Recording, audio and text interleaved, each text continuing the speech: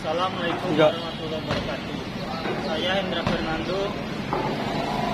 Saya sudah berada di salah satu masjid bersejarah di Jambi, yaitu Masjid Agung Al-Falah. Saya ditugaskan untuk mencari masjid bersejarah di Jambi oleh dosen mengaku Ibu Syariani. Masjid Agung Al-Falah merupakan masjid terbesar di Jambi, Indonesia. Masjid ini juga dikenal sebagai Masjid 1000 Tiang.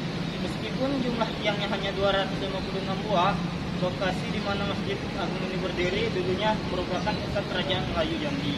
Namun, pada tahun 1885 dikuasai penjajah Belanda yang dijadikan tempat pemerintahan dan benteng Belanda. Hal tersebut sejalan dengan penjelasan sejarawan Jambi, yaitu Junaidi Temur, bahwa Masjid Agung Al-Falah ini berdiri di lahan bekas tanah dari Sultan Taha Saifuddin. Pada 1858, saat terpilih menjadi Kesultanan Jambi, Sultan Taha Saifuddin membatalkan semua perjanjian yang dibuat Belanda dengan mendiang ayahandanya. Karena perjanjian tersebut sangat merugikan Kesultanan Jambi. Pada saat itu, Belanda sangat marah dan mengancam akan menyerang istana. Namun, Sultan Taha justru lebih menyerang pos Belanda di daerah Kunti. Pasukan Belanda melakukan serangan balasan dengan membunuh hanguskan kompleks istana Tanah Pili. Tahun 1906, lokasi bekas istana Sultan Taha disebut menjadi asrama tentara Belanda dan digunakan sebagai tempat pemerintahan keresidenan di era kemerdekaan sampai tahun 1970-an. Lokasi tersebut masih difungsikan sebagai TNI Jambi. Pada awal gagasan pembangunan Masjid Agung sudah mengemuka tahun 1960-an oleh pemerintah Jambi beserta tokoh-tokoh Islam Jambi. Namun proses pembangunan masjid baru dimulai tahun 1971.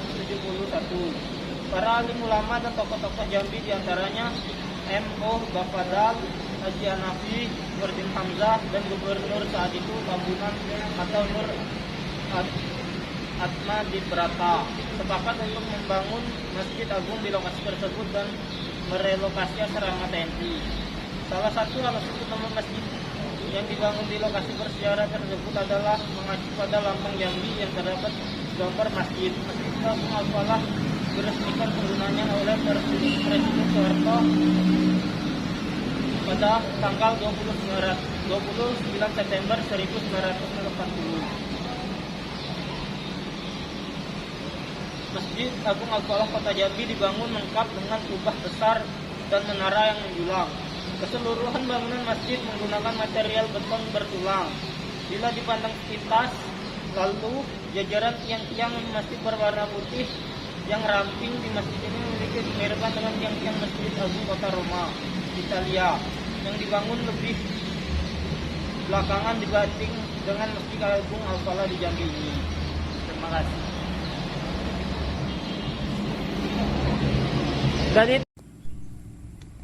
Pada tahun 1858, saat terpilih menjadi Sultan di Kesultanan Jambi, Sultan Taha Saifuddin membatalkan semua perjanjian yang dibuat Belanda dengan mendiang ayahandanya. Karena perjanjian tersebut sangat merugikan Kesultanan Jambi. Saat itu, Belanda sangat marah dan mengancam akan menyerang istana. Namun, setelah Sultan Taha justru lebih dulu menyerang pos Belanda di daerah Kumpe, pasukan Belanda melakukan serangan balasan dengan membumi hanguskan kompleks istana Tanah Pili. Pada tahun 1906, lokasi bekas istana Sultan tersebut dijadikan asrama tentara Belanda yang digunakan sebagai tempat pemerintahan keresidenan. Di era kemerdekaan sampai tahun 1970-an, lokasi tersebut masih difungsikan sebagai asrama TNI di Jambi. Pada awalnya, gagasan pembangunan Masjid Agung sudah mengemuka di tahun 1960-an oleh pemerintah Jambi beserta tokoh Islam Jambi. Namun proses pembangunan masjid baru dimulai tahun 1971. Para alim ulama diantaranya tokoh-tokoh Jambi diantaranya M.O. Bafadal, Haji Hanafi, Nurdin Hamzah, dan Gubernur saat itu Tambunan atau Nur Atma Dibrata sepakat untuk membangun Masjid Agung di lokasi tersebut dan merelokasi asrama TNI. Salah satu alasan mengapa masjid yang dibangun di lokasi bersejarah tersebut adalah mengacu pada lambang Jambi yang terdapat gambar masjid. Masjid Agung Al-Falah Kota Jambi diresmikan pembangunannya oleh Presiden Soeharto pada tanggal 29 September 1980. Masjid kebanggaan warga Jambi ini berdiri di lahan seluas lebih dari 26.890 meter persegi atau lebih dari 2,7 hektar. Sedangkan luas bangunan masjid ini adalah 6.400 meter persegi dengan ukuran 80 kali 80 meter dan mampu menampung 10.000 jemaah sekaligus. Dari awal bangunan Masjid Agung hingga sekarang tetap dipertahankan sesuai bentuk awalnya. Kalaupun ada renovasi, hanya penambahan ukiran pada mihrab imam tanpa merombak bentuk awal masjid dan mengganti pembungkus tiang pada tahun 2008. Masjid Agung Al-Falah Kota Jambi dibangun lengkap dengan kubah besar dan menara yang menjulang. Keseluruhan bangunan masjid menggunakan material beton bertulang. Bila dipandang sepintas, lalu jajaran tiang-tiang masjid berwarna putih yang ramping di masjid ini memiliki kemiripan dengan tiang-tiang Masjid Agung di kota Roma, Italia, yang dibangun jauh lebih belakangan dibandingin dengan Masjid Al-Falah di Jambi ini. Ide perencanaan program pembangunan masjid Provinsi Jambi ini telah dimulai pada tahun 1960-an oleh pemerintah dan dari beberapa tokoh-tokoh agama, tokoh adat, tokoh masyarakat Jambi yang bertujuan untuk meningkatkan syiar Islam. Di samping akibat peningkatan jumlah penduduk juga mempermudah umat dalam menjalankan ibadah. Dari pendapat yang timbul untuk mencari berbagai solusi terbaik termasuk lokasi, pendanaan dan sebagainya, maka pada tahun 1971 program pembangunan masjid di provinsi ini baru dapat dimulai. Pembangunan masjid ini diprakarsai oleh Dr. Andes Haji Abdurrahman Sayuti, Sekretaris Daerah Provinsi Jambi ketika itu, dan dengan dukungan dari sejumlah tokoh ulama, pejabat pemerintah, dan tokoh masyarakat Jambi akan mendirikan sebuah masjid provinsi yang nantinya akan menjadi simbol kemasyhuran masyarakat Jambi.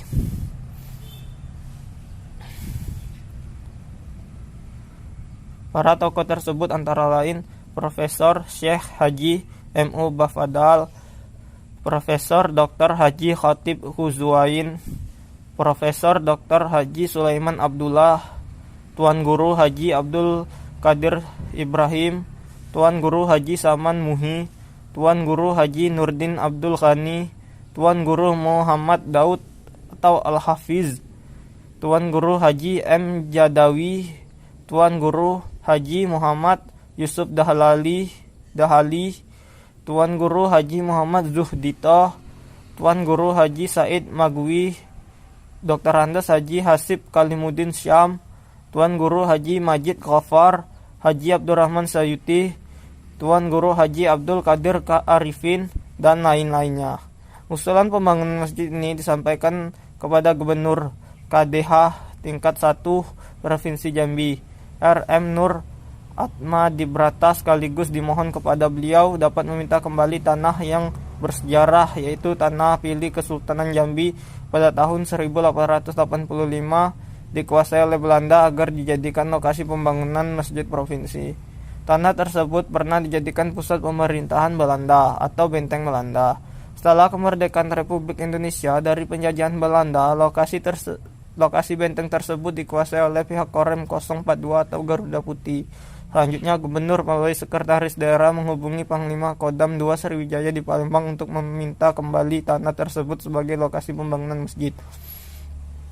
Usaha ini membuahkan hasil dengan disepakati dan dikembalikan tanah tersebut kepada pemerintah daerah Provinsi Jambi yang dahulunya juga milik pemerintah Kerajaan Melayu.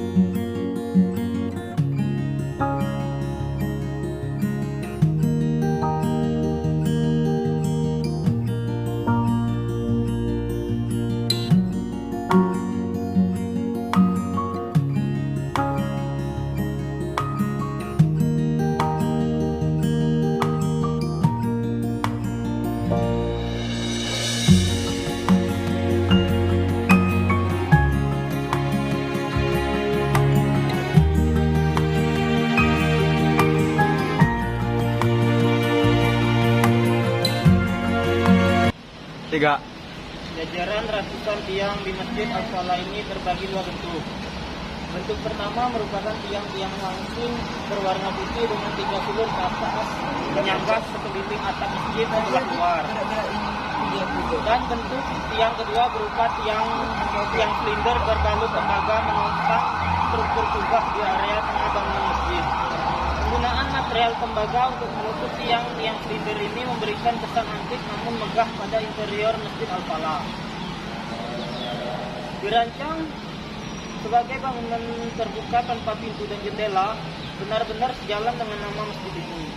Al-Falah dalam bahasa Arab bila diindonesiakan menjadi kemenangan. Menang bermakna memiliki kebebasan tanpa keuntungan. Mungkin filosofi itu juga yang menjadi dasar dibangunnya masjid ini dengan konsep terbuka, agar muslim manapun bebas masuk dan melaksanakan ibadah di masjid ini. Sementara di dalam bagian kubah dihias dengan ornamen garis-garis simetris mirip dengan garis-garis bintang dan garis butir bola bumi. Ring besar di bawah kubah dihias dengan lukisan kaligrafi Al-Quran berwarna emas. Sebuah lampu gantung berukuran besar berbahan tembaga memperindah tampilan ruang bawah kubah.